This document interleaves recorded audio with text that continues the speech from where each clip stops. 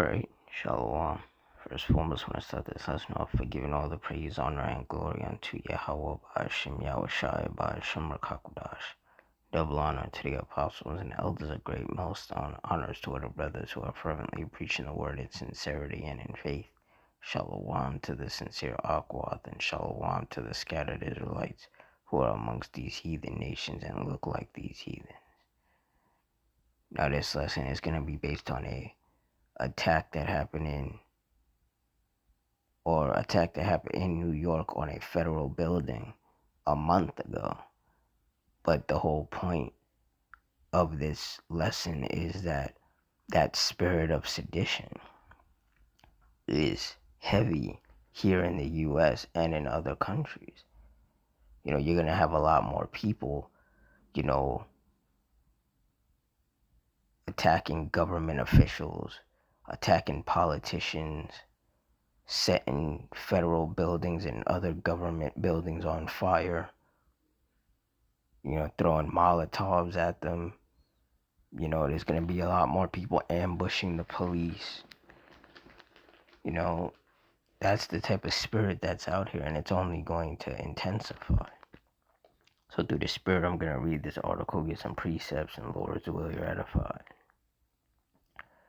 This is a federal grand jury handed up an indictment Tuesday charging the man accused in a calculated, targeted, and unacceptably dangerous attack last month at a New York City federal building with a single count of arson. Former Army Private Andrew Arabaka used a flammable liquid to ignite a fire at the Jacob K. Javits Federal Building in Manhattan, threw a firework into the fire that exploded, and lit fireworks at the federal building, causing injury to at least one person and substantial risk of injury to other persons, including federal employees, security guards, and emergency personnel responding to the fire. Arabaka has not yet entered a plea. An arraignment date was not immediately scheduled. The attack on the lower Manhattan federal building was caught on surveillance cameras that showed a man in a helmet lighting fireworks, pouring gasoline onto a stairwell and lighting it, and then firing a BB rifle before being tackled by a security guard. Federal prosecutors have said Arabaka began planning the July 20 attack in January when he traveled upstate to purchase a pellet gun and BB gun and to Pennsylvania to purchase fireworks.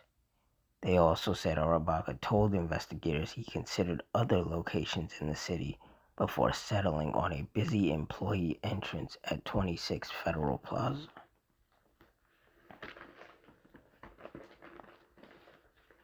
And like I said, that's the spirit out here. There's a lot of people who have a very anti-government spirit on them. And so we should expect to be seeing a lot more incidents like this. 2 Timothy 3:1, this know also that in the last days perilous times shall come. And when you look up the definition of perilous, it means full of danger or risk. And the reason, or one of the many reasons why these are perilous times, these are dangerous times, is because the spirit that the Lord is placing on people, a very seditious, rebellious, anti-government type of spirit. So, you're going to have a lot more protests happening.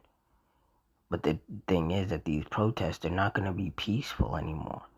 People are going to pull basically like a January 6th and be running up in government buildings, looking for politicians to drag into the streets and beat up or assassinate.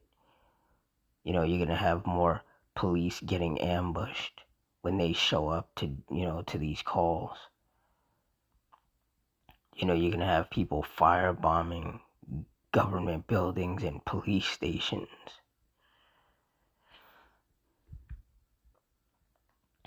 Things are really going to get turned up out here.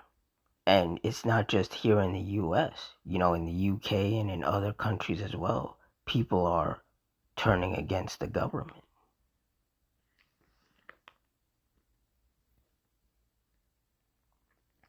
Second Ezra 15 and 14.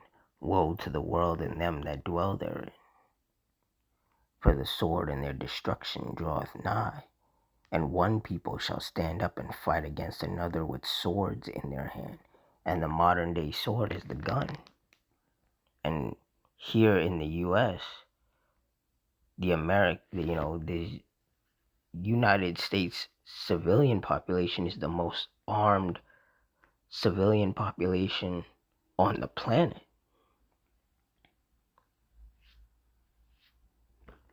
So when when the Lord puts the spirit on these people to rise up and really, start going against the government, it's going to get bad. It's going to get violent. It's going to get bloody. It's going to get deadly. It says, for there shall be sedition among men, and invading one another. They shall not regard their kings nor princes, and the course of their actions shall stand in their power. And that's right.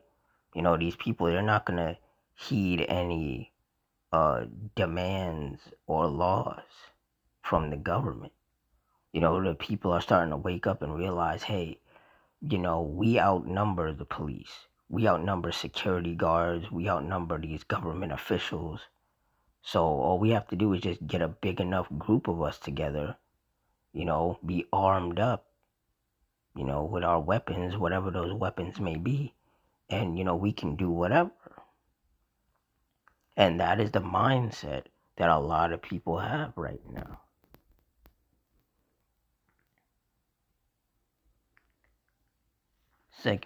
Verse 17, a man shall desire to go into a city and shall not be able.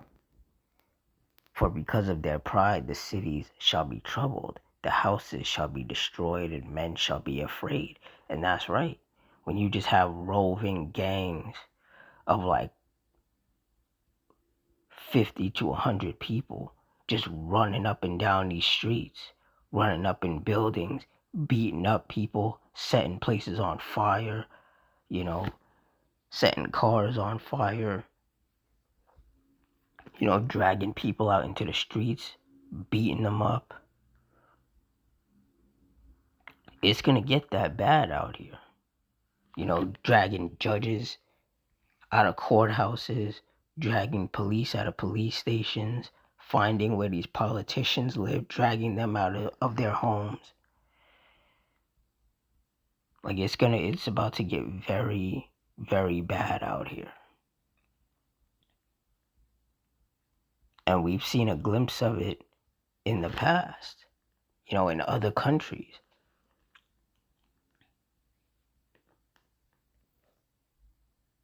Even a little bit here in the US.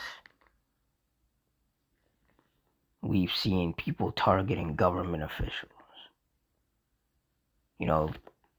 targeting politicians. Because people are really starting to settle with the fact that these politicians don't care about them. They're just here to line their pockets, even when that means screwing over the very people that they are supposed to be helping.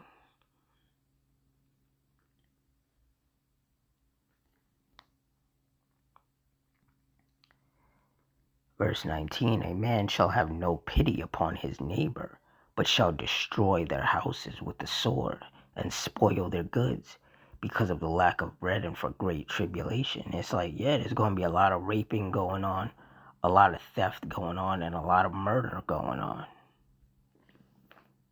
All of these wicked ass, oh, I'm strong and independent, I don't need no man type of women, they're going to be getting snatched up, man. They're going to be getting raped. They're going to be getting curb stomped. It's going to be horrible out here. These roving gangs of people going to be running up in people's houses, killing the man, raping the women and the daughters, maybe even raping the son, because there's very sick, twisted people out here. They're going to be, looting the house, taking the jewelry, taking the food. It's going to be horrible out here, and that's why brothers are constantly saying, watch these purge movies, watch all of these apocalyptic movies, because they let you know, they give you a glimpse at least as to what that will look like. And there's always these simple-minded people out here that are like, oh, that's never gonna happen, the government won't let that happen. It doesn't matter what the government wants, it matters what the Lord wants. And civil wars and race wars and all out purge like chaos is one of the ways in which the Lord is going to use to judge all of these wicked people with whom he is angry.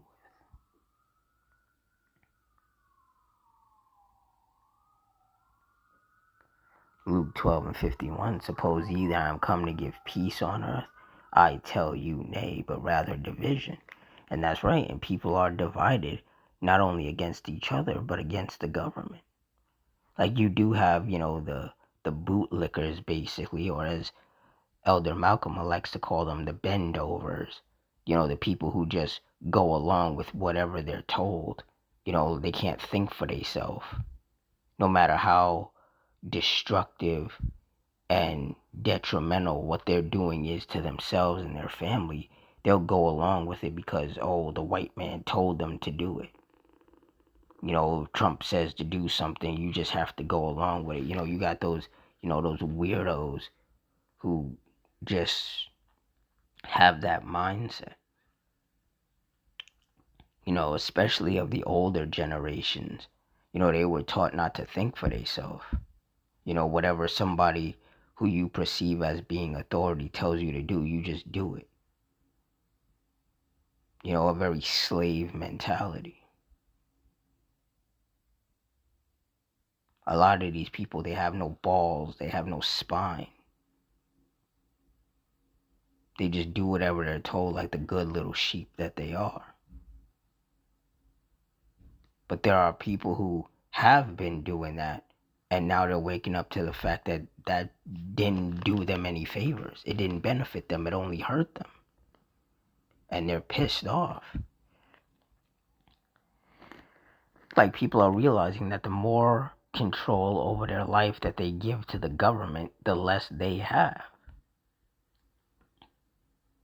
Because the government will strip away everything from you. You won't have a house, you won't have a car, you won't have any money, you won't have anything.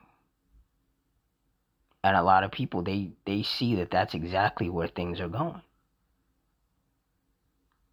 Like the cost of living is just getting unbearable for a lot of people.